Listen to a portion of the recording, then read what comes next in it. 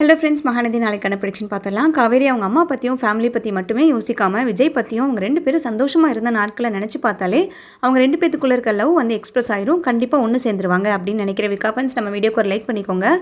விஜய் ரொம்பவே ஃப்ரஸ்ட்ரேட் ஆயிடுவார். இவளை எவ்வளோ கன்வின்ஸ் பண்ணியும் வந்து கன்வின்ஸே ஆக மாட்டேங்கிறா. காவேரிக்கு அப்படி என் மேலே என்ன தான் கோவம். வெண்ணிலாவை கூட்டிகிட்டு வந்ததே அவள் தானே. ஒரு பக்கம் வெண்ணிலா ரீசன்னு சொல்கிறா, ஒரு பக்கம் எங்கள் அம்மா ரீசன்னு சொல்கிறா. இவளை நம்ம எப்படி கன்வின்ஸ் பண்ணுறதுன்னு எனக்கு சுத்தமாக புரியல. ஏன் எனக்கு இந்த மாதிரி நிலைமையெல்லாம் நடக்குதுன்றது மாதிரி அண்டர்ஸ்டாண்ட் பண்ணிக்கவே முடியல அப்படின்ற மாதிரி யோசிச்சு ரொம்பவே ஃப்ரஸ்ட்ரேட் ஆகிடுறாரு. அந்த டைமில் பார்த்தீங்கன்னா காவேரியும் வந்து விஜய் நினச்சி ரொம்பவே யோசிச்சுட்டு இருப்பாங்க. விஜய் இந்த அளவுக்கு இறங்கி நம்மக்கிட்ட பேசியிருக்காரு ஃபஸ்ட் டைமாக. அவரோட லவ் எல்லாத்தையுமே எக்ஸ்பிரஸ் பண்ணியிருக்காரு. பட் திருப்பி நம்மளால் எதுவுமே பேச முடியல, எதுவுமே வந்து சொல்லவும் முடியலையே. அவரை நம்ம எவ்வளோ கஷ்டப்படுத்தியிருப்போம். இதெல்லாம் தப்பு தானே. நம்ம 2 பேரும் சேர்ந்து தான் கான்ட்ராக்ட் போட்டோம். ஸோ நாங்கள் 2 பேரும் சேர்ந்து தான் எல்லா தப்பையும் பண்ணோம். ஸோ இப்போ அவரை வந்து தப்பான ஒரு கண்ணோட்டத்தில் எல்லாரும் பார்க்குறாங்க. அட் த சேம் டைம் நம்மளுமே வந்து அவர்கிட்ட இப்படி நடந்துக்கிறது ரொம்பவே தப்பு தான். எனக்கே என் மனசாட்சி உறுத்துது. இருந்தாலும் எனக்கு இப்போ வேறு வழி தெரியல. அம்மாவை சமாதானப்படுத்தணும்னா எனக்கு இதை தவிர வேறு எந்த வழியும் தெரியல. அம்மா முழு மனசாக ஒத்துக்கிட்டால் மட்டும்தான் நான் அவரை ஏற்றுக்குவேன் அப்படின்ற மாதிரி சொல்லிட்டு ரொம்பவே நினச்சி ஃபீல் பண்ணுவாங்க. அவர் கேட்ட ஒவ்வொரு வார்த்தையும் என்ன என் கண்ணுக்குள்ளேயே இருக்குது. அவர் கண்ணை வந்து என்னால் ஃபேஸ் பண்ணவும் முடியல. அவரை நேருக்கு நேராக என்னால் பார்க்கவும் முடியல. எனக்கு யார் ஆறுதல் சொல்லுவா, நம்ம ரிலேஷன்ஷிப்புக்கு என்ன பதில் சொல்கிற அப்படின்ற மாதிரி கேட்கும்போது நான் அப்படியே சுக்குநூறாயிட்டேன். அவர் கேட்டதில் என்ன தப்பு இருக்குது. அவர் கூட நானும் தானே சந்தோஷமாக வாழ்ந்திருக்கேன். அவர் கூட இருந்த எல்லா நாட்களுமே எனக்கு சந்தோஷமாக தான் இருந்துச்சு. அவரை விட்டு பிரியறதுக்கு முன்னாடி நான் ரொம்பவே சந்தோஷமாக இருந்தேன். என்னையெல்லாம் வந்து அவர் அவ்வளோ சந்தோஷமாக மகாராணி மாதிரி பார்த்துக்கிட்டாரு. என்னெல்லாம் வந்து யாருனாலையும் அந்தளவுக்கு சந்தோஷப்படுத்த முடியாது. இந்த உலகத்திலேயே என் ஃபேமிலியை விட, என் அப்பா விட அதிகமாக சந்தோஷப்படுத்தினதும் நல்லா பார்த்துக்கிட்டதும் இவர் மட்டும்தான். என் அப்பாவை குறை சொல்கிறது கிடையாது. பட் என் அப்பா எதிர்பார்த்ததை விட ஒரு நல்ல புருஷன் தான் எனக்கு அமைஞ்சார். பட் யாரோட பிரச்சனையோ இல்லை எதனாலையோ தெரியல எனக்கு இப்படி ஒரு நிலைமை அப்படின்ற மாதிரி யோசிச்சு ரொம்பவே ஃபீல் பண்ணுவாங்க. அந்த டைமில் பார்த்தீங்கன்னா காவேரிக்கு ஒரு கால் வரும். அவங்க ஃப்ரெண்டுக்கிட்டேருந்து கால் வரும். இந்த மாதிரி துபாயில் ஒரு ஆப்பர்ச்சுனிட்டி இருக்குது. துபாயில் போனேன்னா உனக்கு கண்டிப்பாக வந்து நல்ல ஆஃபரும் கிடைக்கும், சேலரியும் கிடைக்கும். அட் த சேம் டைம் உனக்குமே ஒரு டைம் சேஞ்சாக இருக்கும். நீ இருக்கிற சுச்சுவேஷனில் துபாய் போகிறது தான் நல்லது. என்னோடய ஃப்ரெண்ட் அங்கே ஒர்க் பண்ணுறா. உனக்கு தேவையான எல்லா அரேஞ்ச்மெண்ட்ஸும் அவளே பண்ணுவா. நீ ஓகே சொன்னேன்னா இமீடியட்டாக எல்லா ப்ராசஸையும் பண்ணிடுவாங்கடி. ஸோ அங்கே இமீடியட் ஜாயினர்ஸ்க்கு மட்டும்தான் வந்துட்டு வேகன்சி இருக்காமா. நீ லேட் பண்ணினா அந்த ஆப்பர்ச்சுனிட்டி போயிடும். நீ என்னங்கிறத முடிவு பண்ணி இமீடியட்டாக சொல்லு அப்படின்ற மாதிரி காவேரியோட ஃப்ரெண்டு சொல்ல காவேரி அப்போவும் யோசிக்க ஆரம்பிப்பாங்க. எனக்கு ஒரு நாள் மட்டும் டைம் தாடி ப்ளீஸ், நான் யோசிச்சு சொல்கிறேன். ஏன்னா நான் இப்போ இருக்கிற சுச்சுவேஷனில் திடீர்னு நான் துபாய் வரணும், துபாய் போகணும், அம்மாவையெல்லாம் விட்டுட்டு போகணும், ஃபேமிலியெல்லாம் விட்டுட்டு போகணும். நர்மதா வேறு சின்ன பொண்ணு. அதுவும் போக நான் இங்கே இருக்கிற சுச்சுவேஷனில் என்னால் இப்போ எந்த டெசிஷனும் எடுக்க முடியாது. அதுவும் போக ஃபாரின் போகிறதெல்லாம் நினச்சாலே எனக்கு பயமாக இருக்குது. நான் அங்கே போய் எப்படி சர்வே பண்ணுவேன் அப்படின்ற மாதிரி யோசிக்க, உனக்கு இது தாண்டி தேவை. நீ இங்கேருந்து உன்னவே நீ கஷ்டப்படுத்திட்டு இருக்கிறதுக்கு நீ அங்கே போனேன்னா உனக்கு ரிலாக்ஸாக ஃபீல் ஆகும். உனக்கும் ஒரு ஃப்ரீ மைண்ட் ஆகும். நீயும் வந்துட்டு புதுசாக நிறைய கற்றுக்குவேன். உன் மைண்டும் ஃபுல்லாக டைவர்ட் ஆகும். நடந்ததவே நினச்சி பார்த்து நீ உன்னவே ஸ்ட்ரெஸ் பண்ணிக்காத காவேரி. நான் உனக்காக தான் சொல்கிறேன். நீ எவ்வளோ சீக்கிரம் இமீடியட்டாக வந்து ஓகே சொல்கிறியோ அவ்வளோ சீக்கிரம் இமீடியட்டாக ப்ராசஸ் பண்ணுவாங்க, ஈஸியாகவும் இருக்கும். நீ லேட் பண்ணேன்னா உன்னோட ஆப்பர்ச்சுனிட்டி வேறு யாருக்காவது போயிடும் அப்படின்ற மாதிரி சொல்ல உடனே காவேரி எனக்கு நான் ஈவினிங்குள்ளே சொல்கிறேன். எக்காரணத்துக்கு ஒன்று அந்த ஆப்பர்ச்சுனிட்டி வந்து வேறு யாருக்கும் கொடுத்துட வேணான்னு எனக்காக ஹோல்ட் பண்ணி மட்டும் வைக்க சொல்லு.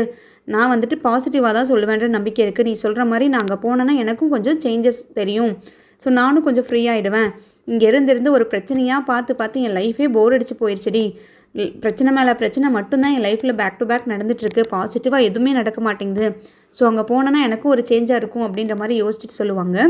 ஸோ உடனே காவேரி விஜய் நினச்சி தான் வருத்தப்படுவாங்க. அங்கே போயிட்டேன்னா இவர் என்ன பண்ணுவார். ஆல்ரெடி வந்து பித்து பிடிச்ச மாதிரி இவர் பேசிகிட்டு இருக்காரு. என்னை பார்த்துக்க யாருமே கிடையாது, எனக்கு ஆறுதல் சொல்ல யாருமே இல்லை அப்படின்ற மாதிரி சொல்கிறாரு.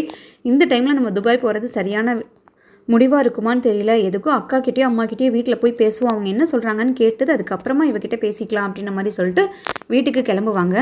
விஜய் வந்துட்டு காவேரி நினச்சி ரொம்பவே வருத்தப்பட்டுட்டு இருப்பார். எவ்வளோலாம் சந்தோஷமாக இருந்தோம்.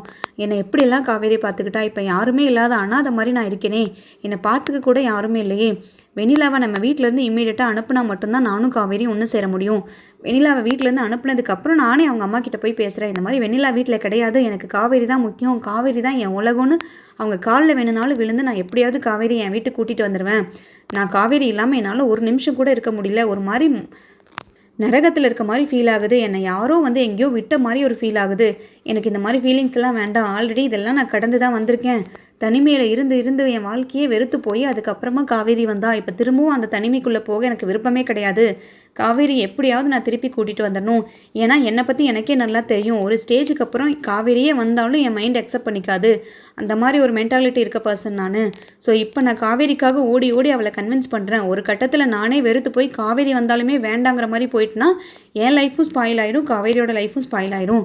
அதனால் இப்போவே இம்மீடியட்டாக எவ்வளோ சீக்கிரம் இந்த சொல்யூஷனுக்கு கொண்டு வர முடியுமோ, இதுக்கு ஒரு சொல்யூஷன் எடுக்க முடியுமோ நம்ம டிசைட் பண்ணி எடுத்தே தான் ஆகணும் அப்படின்ற மாதிரி விஜய் ஒரு பக்கம் யோசிச்சுட்ருப்பாரு. அட் த சேம் டைம் பார்த்தீங்கன்னா ராகினிக்கு எப்படியோ வந்து காதுக்கு மேட்ரு போயிடும்.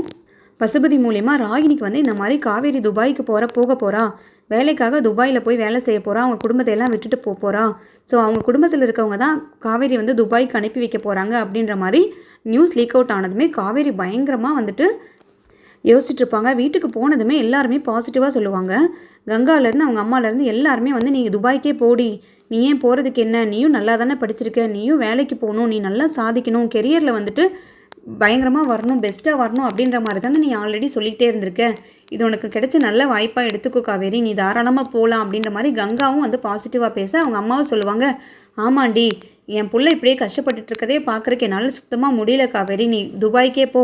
உங்கள் அப்பா மாதிரி துபாய் எல்லாம் சொல்லியிருக்காரு, துபாயில் வந்து அவ்வளோ நல்லாயிருக்கும், மனுஷங்கள்லாம் அவ்வளோ நல்லா ஹெல்ப் பண்ணுவாங்க, சாப்பாடு நல்லாயிருக்கும், சுற்றி பார்க்குறக்கு நிறைய இடம் இருக்கும், அந்த மாதிரி நிறைய விஷயம் உங்கள் அப்பாவும் சொல்லியிருக்காருடி.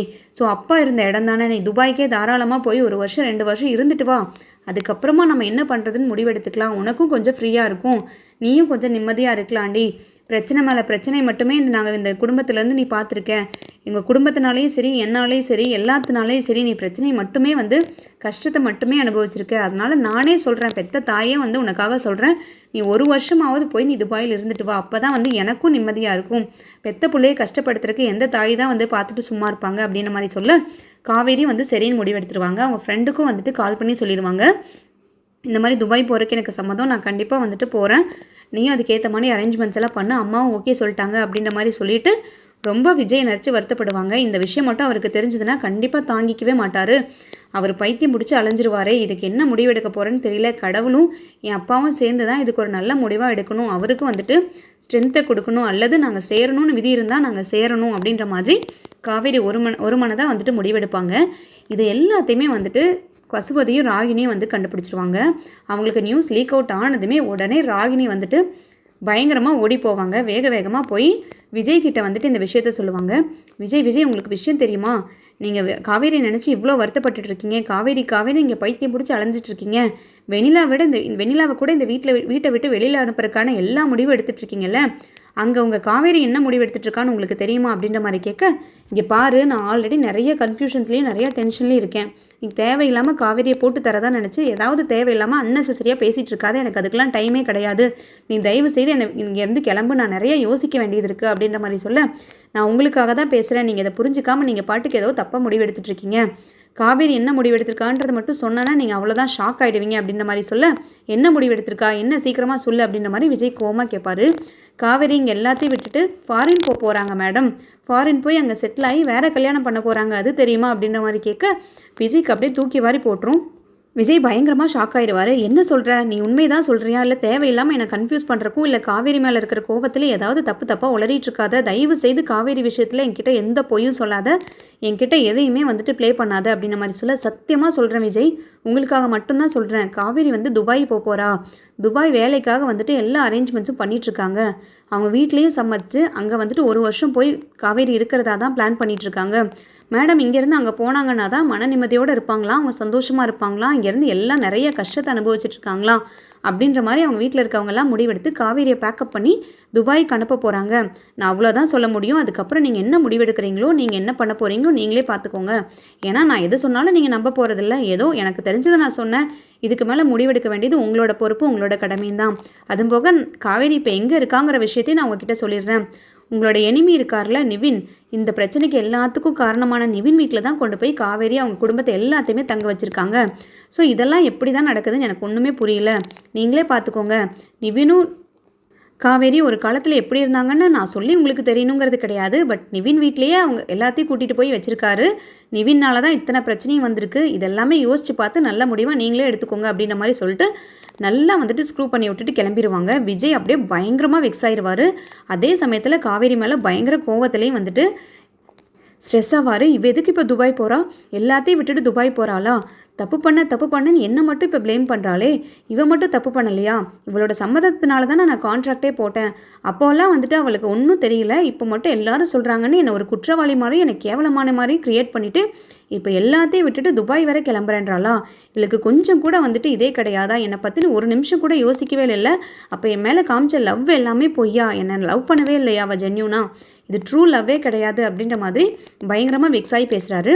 அது போக நிவின் வீட்லேயே இருந்துட்டு இந்த அளவுக்கு நிவின்க்கு தெரிகிற மாதிரியே எல்லாமே பேசுகிறாங்க, எல்லாமே ஷேர் பண்ணிக்கிறாங்க. ஸோ நிவின் அந்த தைரியத்தில் தான் வந்து என்கிட்ட அவ்வளோ வாய் பேசிட்டு போனானா? ஸோ இதெல்லாம் அவளுக்கு தப்பாகவே தெரியலையா? என்னையும் விட்டு கொடுத்துட்டா, என் லவ்வையும் விட்டு கொடுத்துட்டா, இப்போ எல்லாத்தையும் விட்டுட்டு துபாய்க்கு போகிறாளா? இதை நான் சும்மாவே விட மாட்டேன். அவள் எப்படி துபாய் போயிடுறான்னு பார்த்துறேன். நான் கொடைக்கானலுக்கே அவளை போகிறதுக்கு அனுமதிக்க மாட்டேன். துபாய் போகிறாளா? இதை நான் கண்டிப்பாக அனுமதிக்க மாட்டேன். நான் அமைதியாக இருக்க நான் கெஞ்ச தான் அவன் மிஞ்சிட்டு இருக்கா. நான் என் சுயரூபத்தை காமிச்சா மட்டும்தான் வந்துட்டு காவேரி திரும்பி வீட்டுக்கு வருவான்னு நினைக்கிறேன்.